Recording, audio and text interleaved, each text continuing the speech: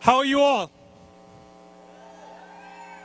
Okay, just checking whether we're still here. First of all, I'd like to thank the Global Call to Action Against Poverty for continuing to organize and to tell us to continue to stand up for a world that is free of poverty, free of inequality, but yet a world of justice and a world of safety for all. I would like to associate myself and Oxfam with all these efforts in this particular historic moment of change, because I do believe that we're in a moment of change. On the issue, I think, leading up to this week, the issue that has brought us all here to New York, those of us who have traveled thousands of kilometers, the first thing that we need to point out that there is a myth that is going to go around the room in the General Assembly, and that myth is that the global financial crisis is responsible for the unacceptable level of progress that we are seeing. That is a myth and it is a lie. The global financial crisis is not responsible for the lack of progress. Missed deadlines, budget targets, and weak actions are responsible for the lack of progress. And all of those are within the hands of humanity, not some vague global financial crisis. Let's turn to one of the MDGs, the MDG that we've just been talking about just now, which is food security, or the right to food. It is true that 400 million people have been lifted out of poverty in the last 10 years. Yet we know that in one continent, another 300 million people continue to live lives of misery and unacceptable conditions. 300 million people in Africa live in chronic poverty. And this, once again, is just not acceptable. We also know that African governments over the last 10 years have doubled their expenditure. They have doubled their funding to agriculture. But we know also that only 6 countries have met the target set by the African Union to raise their budgets to 6% allocation for agriculture. So we are very far away from a position where we could be confident that the change that we all wanted in 2000 is now part of our reality.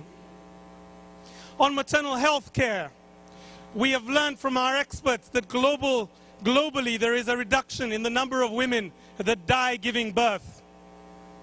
Yet we still know that for women and girls in Africa, there is a chance, a 1 in 24 chance, that every girl or every woman that is giving birth, that she may die giving birth. And that, yes, once again, is unacceptable progress. And that is not the responsibility of the global financial crisis. We have seen progress, therefore, but the scale of that progress is still insufficient. So this is why we are here. This is why we have traveled to New York, to continue saying, once again, to our heads of states, that the level of progress is just unacceptable, but furthermore, that amnesia and hitting the snooze button is not an acceptable way of responding to the challenge that was set in 2000. If our children did not get up in the mornings because they continued to press the alarm button, we would do something about that. If our relatives did not get up in the morning to go to work, we would do something about that. Why is it that we are apathetic when our leaders continue to hit snooze buttons when they should be waking up and taking on their responsibility? Why is it that the draft outcome document that is before our leaders this week, that it does not indicate a commitment that was made less than 365 days ago? 1 year ago, the G8 spoke about the Al-Khalia commitment to agriculture. They said that they would raise the budgetary expenditure to 20 billion to meet food security needs across the world. Why is it that in this document that reference is not made? Is it amnesia by deliberate action, or is it actually just amnesia? Why is it that in the document that we have before our heads of states, we continue to talk about the 0.7 target for financing for development, but we do not mention that in this year we have not met even 0.5 for many countries? Why is it that we don't see the relationship between the global financial crisis and the impact that it has on poor people as related to the lack of investment in the social sectors. If we had invested in the social sectors and in our economies, we would not have seen the kind of devastation that we saw over the last 2 years. And that devastation is producing the kind of poverty that we see in the favelas of Brazil, in the slums and the towns of Chennai in India, but also in the Kibera slums in Nairobi, Kenya. That all of this is interconnected with the experience that we see even here in New York. As a Kenyan, I was startled and shocked to see the levels of homelessness that we have in this very city. And you cannot resolve issues in the favelas, in the various slum cities across the world, if here in your own city, levels of inequality continue to produce the hopelessness that we see. We have to continue to challenge the growing debate that is beginning to develop in our UN General Assembly, that instead of focusing on chronic poverty, maybe we need to focus on growth. Instead of focusing on poor people, maybe we need to focus on entrepreneurs, because it's they that will produce the prosperity that will lead to the end of poverty.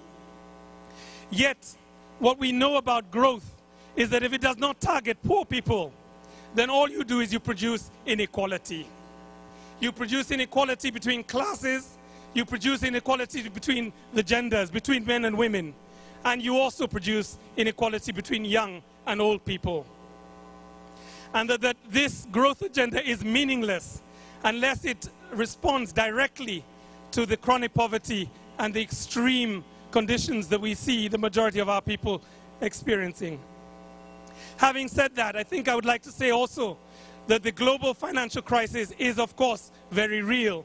It is producing the poverty levels that are worrying, and it does threaten to wipe out the little progress that we've experienced.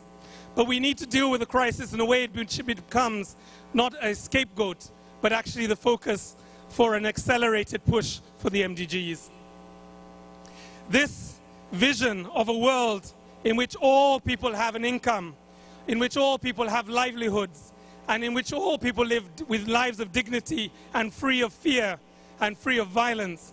This is the vision that has been articulated so strongly by those people who spoke to the global call to action against poverty in the last 3 days. This is the leadership we require in the world around us.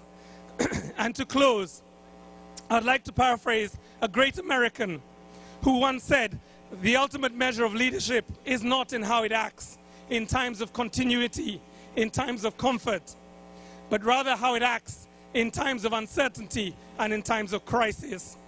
If we are to lead, and we must continue to shout, to stand, and to urge, and to empower, then we must do this until all governments of the world and their behavior are aligned with the needs of the very poorest, the very marginalized, and the very discriminated. I thank you all and urge you to keep standing up for justice, keep standing up for equality, and keep standing up for change. Thank you.